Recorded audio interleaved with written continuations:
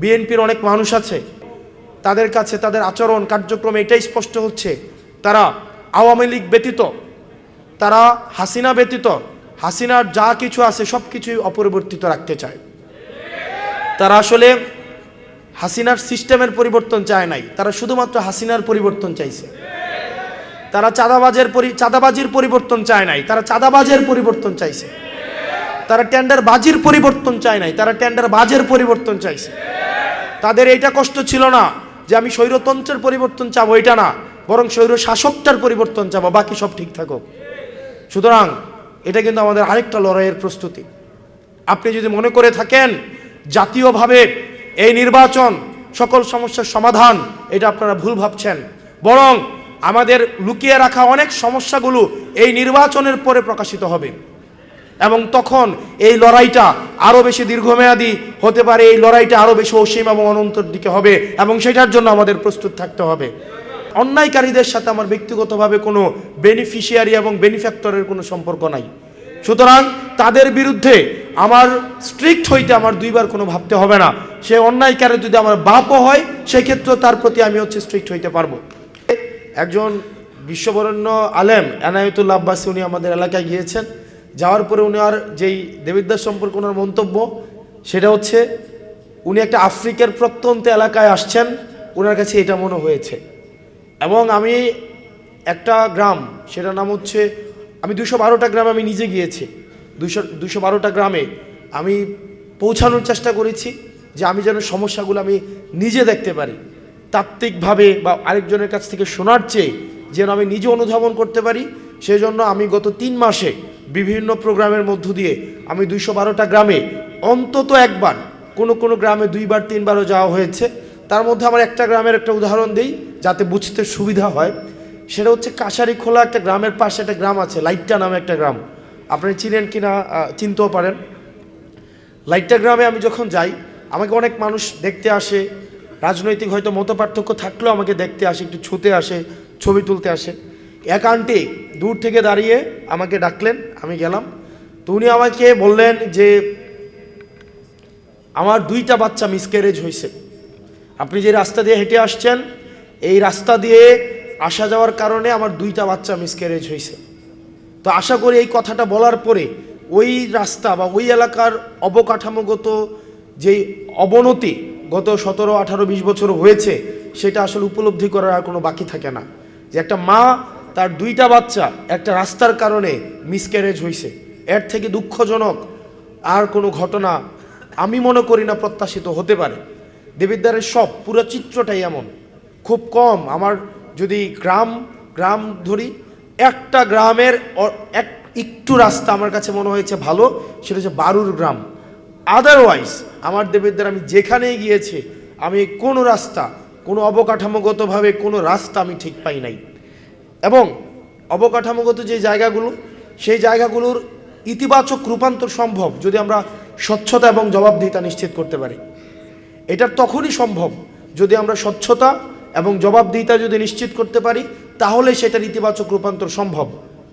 কিন্তু যদি আমার নির্বাচন করার ক্ষেত্রে অধিকাংশ নেতৃবৃন্দ এই স্বচ্ছতা এবং জবাবদিহিতা নিশ্চিত এই কারণেই করতে পারে না, কারণ তার নির্বাচনের অর্থর সংস্থানটা করতে হয় কন্ট্রাক্টরদের কাছ থেকে, অর্থের সংস্থানটা করতে হয় রাজনৈতিকভাবে যারা বিভিন্ন ঠিকাদারি নিয়ন্ত্রণ করে তাদের কাছ থেকে।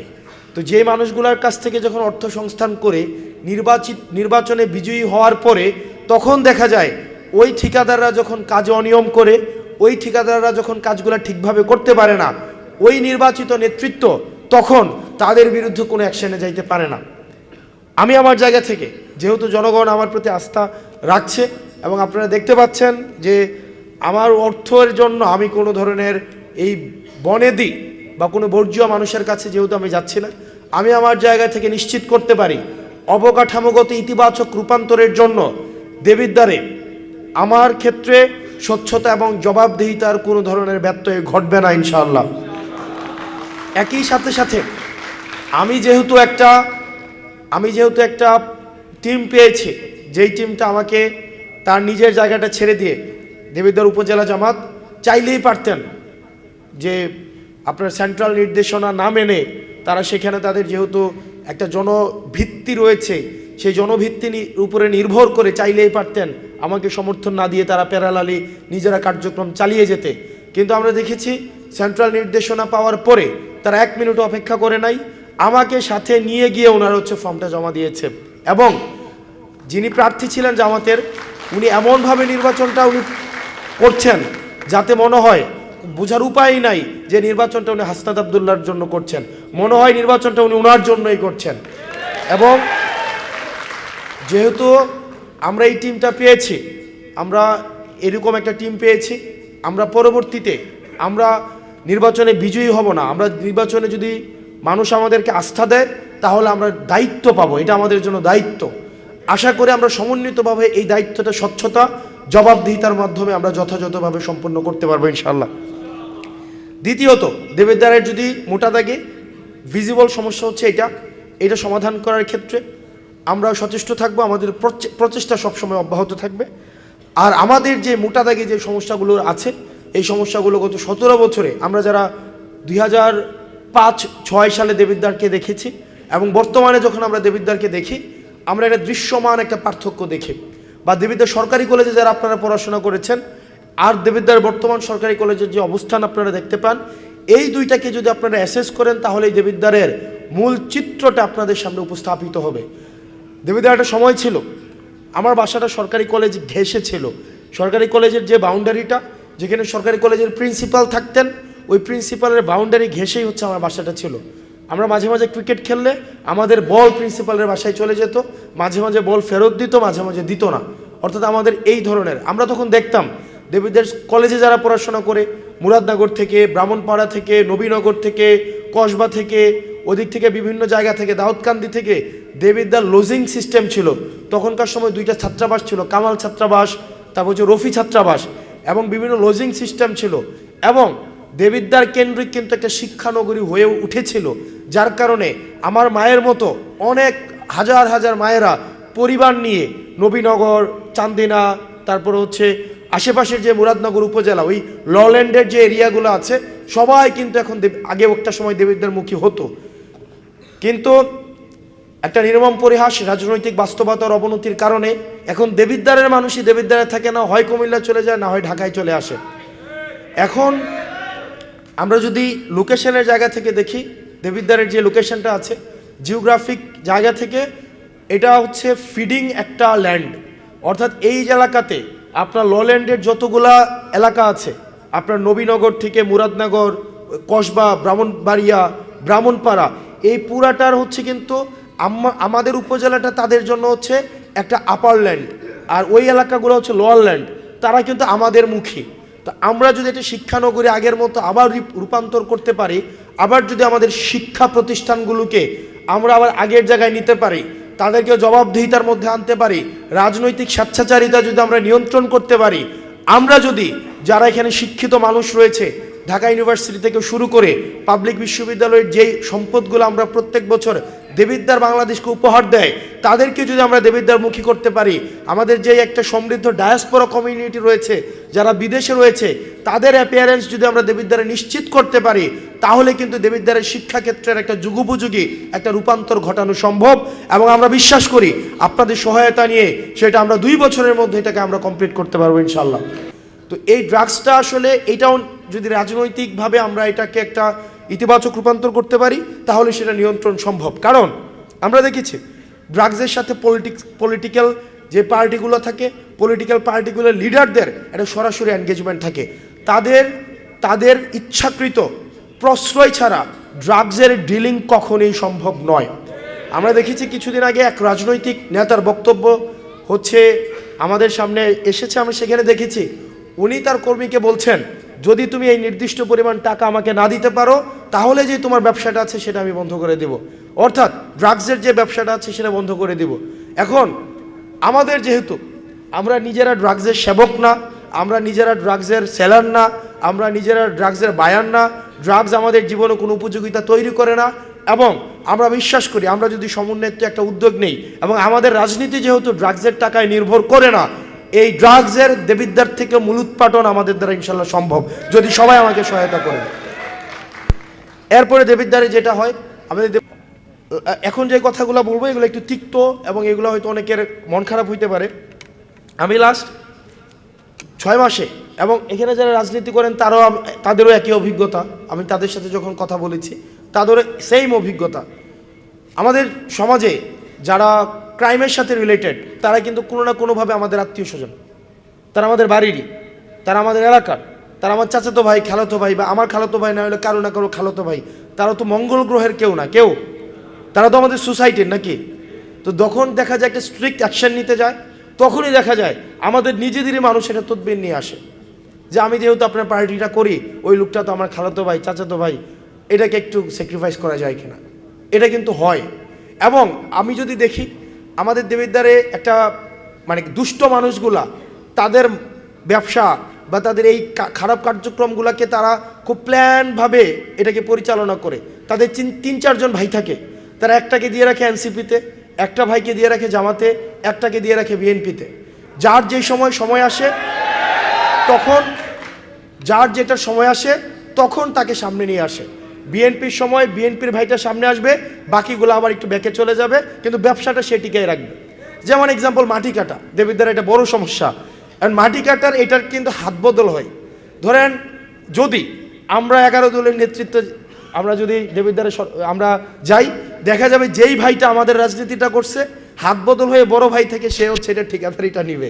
তখন বলবে ভাই আমি তো আপনার ভোটটা করছি, আমি তো আপনার রাজনীতিটা করছি, আমার দিকে না তাকাইলে কেমন হবে। আমরা যদি সফল হইতে চাই আমাদের আপনাদের সহায়তা লাগবে। কারণ অন্যায় মানে অন্যায়, ইলিগ্যাল মানে ইলিগ্যাল। সেটা আমার বাপে করলেও ইলিগ্যাল, সেটা আপনি করলেও ইলিগ্যাল। এখন আমার ইনসাফের মানদণ্ড যদি এটা হয়, আমরা সবাই ইনসাফে বিশ্বাসী, কিন্তু আমার ইনসাফের মানদণ্ড যদি এটা হয় যে আমি যৌতুক দিব না, যৌতুকের বিরুদ্ধে প্রতিবাদ করব, তবে সেটা আমার মেয়ের বিয়ের সময়, ছেলের বিয়ের সময় চুপ থাকবো, এটা কিন্তু ইনসাফ হইল না। আমি ইনসাফে বিশ্বাস করি, কিন্তু ইনসাফটা যদি এমন হয় যে রাস্তা মোটা লাগবে ঠিক আছে, প্রশস্ত লাগবে ঠিক আছে, তবে সেটা আমার জমির উপর দিয়া না। আমাদের মধ্যে যদি এই প্রবণতা থাকে তাহলে আমাদের সফল হওয়াটা আমাদের জন্য ডিফিকাল্ট হয়ে যাবে। সেজন্য আপনারা যারা আছেন আমি বিশ্বাস রাখতে চাই, যদি কোনো নীতি, যদি কোনো সিদ্ধান্ত সেটা আমার এগেনস্টেও যায়, কিন্তু সেটা যদি ইনসাফ হয় সেক্ষেত্রে আপনারা আমাকে সমর্থন দিবেন না মনে হয়? দিবেন তো? দিবেন তো ইনশাআল্লাহ? দিবেন তো ইনশাআল্লাহ? তো আমি প্রত্যাশা রাখতে চাই আপনারা যারা আছেন, আমি একটা ফাইনেস্ট একটা টিম এখানে ব্যক্তিগতভাবে আমার অনেকের সাথে পরিচয় আছে, ব্যক্তিগতভাবে ফখরুল ভাই আছে, এবং এখানে অনেকে আছে যারা কোনোদিন রাজনীতি করে না, শুধুমাত্র আমাদের ভোট করার জন্য তারা দেশে আসছে।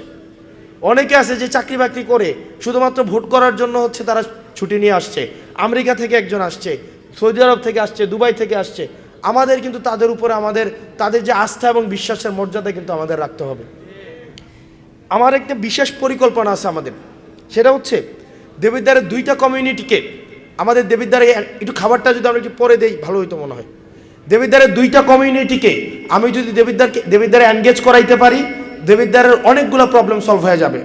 2টা কমিউনিটি, শুধুমাত্র কিচ্ছু করা লাগবে না, তাদের অ্যাপিয়ারেন্সটা যদি আমরা দেবিদ্বারে নিশ্চিত করতে পারি। একটা কমিউনিটি হচ্ছে ঢাকা কেন্দ্রিক যেই আমাদের সিভিল সোসাইটি আছে, দেবিদ্বার সিভিল সোসাইটি, তাদের যদি দেবিদ্বার কেন্দ্রিক একটা অ্যাপিয়ারেন্স বাড়ানো যায়। আপনি দেখেন আপনারা যারা ঢাকায় আছেন, আপনারা কিন্তু প্রত্যেকেই আপনার সোসাইটির একজন প্রেজেন্টেবল একজন মানুষ, ঠিক কিনা? আপনি যারা ঢাকায় আছেন, ব্যবসা করেন, চাকরির সাথে জড়িত, যেই হন না কেন, আপনার সোসাইটির সবচেয়ে প্রেজেন্টেবল মানুষটা কিন্তু আপনি।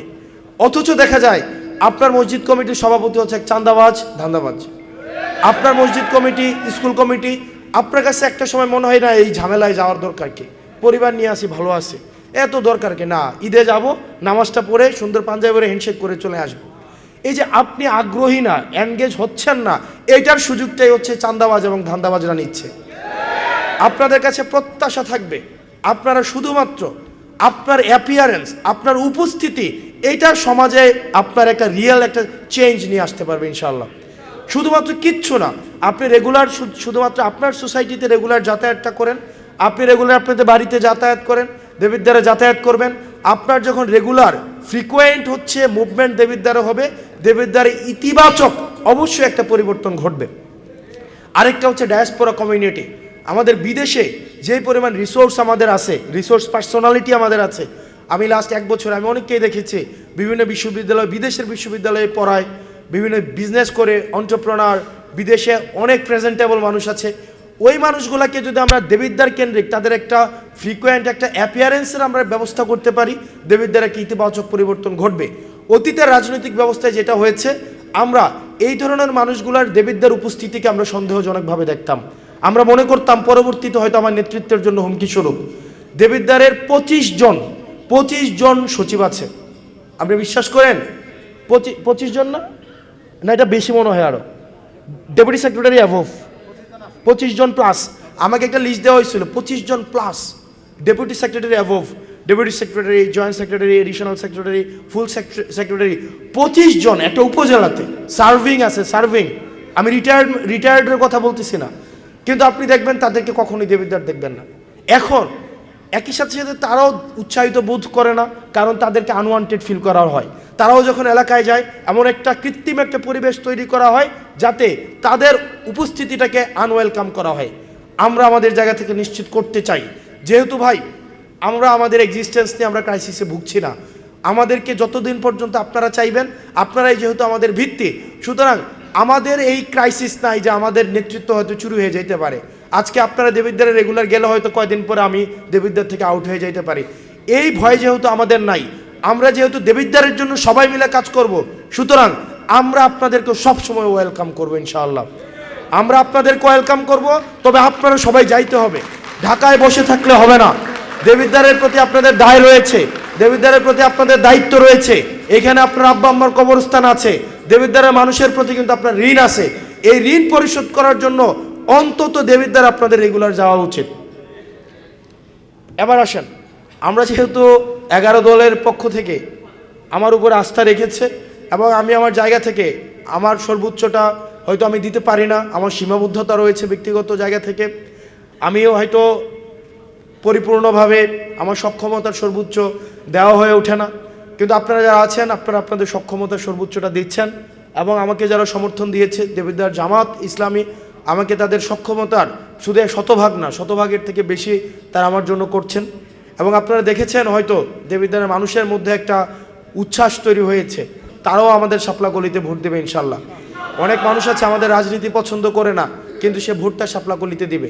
এবং যারা আমার বিরোধিতা করছে, আমাকে ভোট দিতে চায় না, তারা ভোট না দেওয়ার একটা কারণ হচ্ছে তারা বিশ্বাস করে আমরা যদি একবার দেবিদ্বারে ক্ষমতায় যাই তাহলে আগামী 20 বছর মানুষ আমাদেরকে ছাড়বে না। তো এটা আমি যখন কালকে জিজ্ঞেস করলাম, এটা কি আমার দোষ বললেন না প্রশংসা করলেন, আসলে বুঝলাম না। কারণ তাদের একটা ভয় যে আমরা যদি একবার চলে যাইতে পারি, আমাদের এই টিম যদি একবার দেবিদ্বারে একটা অ্যাক্সেস নিতে পারে, আগামী 20 বছর দেবিদ্বারের মানুষ আমাদেরকে হাতছাড়া করবে না। এই ভয়ে তারা হচ্ছে বিভিন্ন জায়গায় এখন ঘোরাঘুরি করছে। আমরা দেবিদ্বার সবাইকে নিয়ে আমরা একটা দেবিদ্বার করতে চাই। এবং যেহেতু মানুষ দেখেন, আমি জানি না, আমি দেখি নাই কখনো আমার এই 27.5 বছর বয়সে মানুষ নিজের পকেট থেকে টাকা দিয়ে যাচ্ছে। আজকের দিনে গতকাল আমাকে দেবিদ্বারে 9 লক্ষ টাকা দিয়েছে, আজকের দিনে 5 লাখ টাকার বেশি হইতে পারে, তাই না? আজকে 3টা প্রোগ্রামে গেলাম, সব মিলে 5 লাখ প্লাস হবে, আরও বেশি হবে। আবার আমাকে পার্সোনালি টাকা দিয়েছে কিছু ভাই। তো প্রত্যেক দিন আমি ভাবতেছি যে এখন প্রোগ্রাম একটু বেশি করলে মনে আরও ভালো হয়, কারণ সবাই টাকা পয়সা দিচ্ছে। তো দেখেন আমাদের দায়বদ্ধতা কিন্তু আপনাদের কাছে। তো এই যে মানুষের একটা প্রত্যাশা তৈরি হয়েছে, আমি এখন ভয় পাই। আমি নামাজে দাঁড়াইলে আমি দুর্বলতা আমি অনুভব করি যে মানুষের 4 লক্ষ মানুষের যে আস্থা, যে বিশ্বাস আমার প্রতি তৈরি হয়েছে, এটা যদি আমি তাদের এই আস্থাটা পূরণ করতে না পারি তাহলে কিন্তু মানুষ হতাশ হবে। এখন আপনারা যেভাবে আমার দায়িত্ব নিচ্ছেন, আমাকে সফল করার জন্য কিন্তু আপনাদেরকে এই দায়িত্ব নিতে হবে। কোনো কারণে যদি আমরা ব্যর্থ হই, আমাদের উহুদ যুদ্ধের কথা নিশ্চয়ই মনে আছে। উহুদের যুদ্ধে এটা সাময়িক, আমাদের রাসূল সাল্লাল্লাহু আলাইহি ওয়াসাল্লাম নির্দেশনা দিয়েছিল গিরিপথ যেন কেউ ছেড়ে না আসে, কিন্তু আমরা দেখেছিলাম সাময়িক রাসূল সাল্লাল্লাহু আলাইহি ওয়াসাল্লামের নির্দেশনা অমান্য করে দেখা গিয়েছে গনিমতের মাল পুনর্বন্টনে পুনর্বিন্যাসে ব্যস্ত হয়ে যাওয়ার ফলে খালিদ বিন ওয়ালিদ ওই যুদ্ধে হচ্ছে মুসলমানদের বিরুদ্ধে উনি যুদ্ধ করেছিলেন। তখন তিনি ওনার সৈন্যবাহিনীকে আবার পুনর্গঠিত করে উনি পাল্টা আক্রমণ করেন এবং এই যুদ্ধের ফলাফল কিন্তু মুসলমানদের জন্য নেতিবাচক হয়। সেজন্য প্রিয় ভাইয়েরা, প্রিয় দেবিদ্বারবাসী, আমাদের ইতিহাস থেকে অনেকগুলো শিক্ষা আছে। আমাদের চূড়ান্ত বিজয় না হওয়া পর্যন্ত আমাদের আত্মতুষ্টি এবং আত্মবিশ্বাসী হওয়ার কোনো সুযোগ নাই, এবং চূড়ান্ত ফলাফল না আসা পর্যন্ত আমরা বিশ্বাস রাখতে চাই দেবিদ্বারে 4 জন প্রার্থী রয়েছে, এই 4 জনের মধ্যে চতুর্থ অবস্থানে আমরা রয়েছে, এবং প্রত্যেকটা প্রার্থী আমাদের থেকে আরো বেশি জনসমর্থন সমৃদ্ধ। দেবিদ্বারে কোনো মার্কা আছে? ঢাকাবাসীর কোনো মার্কা আছে? সংসদে কোনো মার্কা যাবে? ওই সেই মার্কা, হাতের তালে মুখে বলি, জোর হলো না, আরো জোরে জিতবে তারা। সংসদে এবার যাবে, সরকারে এবার যাবে ইনকিলাব ইনকিলাব। আসসালামু আলাইকুম রহমতুল্লাহি ওয়া বারাকাতুহু। আল্লাহ আমাদের পরিশ্রমকে কবুল করে নিক, আমাদের নিয়তকে কবুল করে নিক, আমাদেরকে হেফাজতে এবং হেদায়েতের উপরে অটুট রাখুক। আসসালামু আলাইকুম।